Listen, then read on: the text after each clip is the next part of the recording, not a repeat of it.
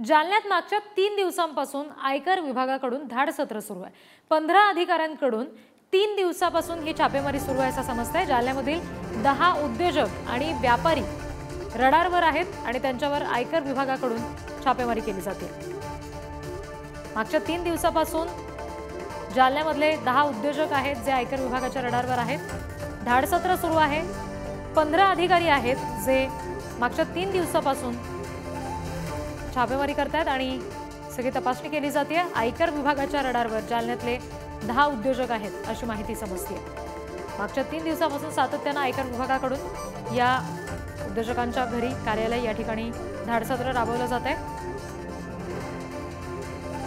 जालन्यामधली ही बातमी आपण बघतोय।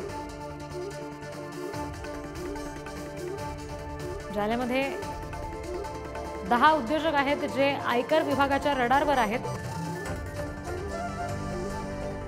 प्रतिनिधी गौरव साळी सध्या आपल्याशी जोडले गेले, त्यांच्याशी बोलूयात।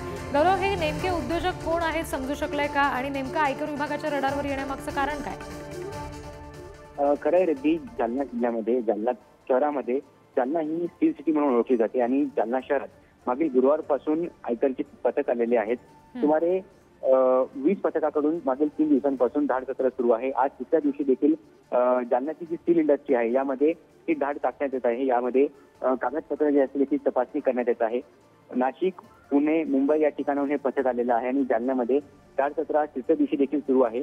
सुमारे 60 वाहनातून आलेल्या आयकर विभागाच्या 150 अधिकाऱ्यांकडून ही तपासणी करण्यात येत आहे।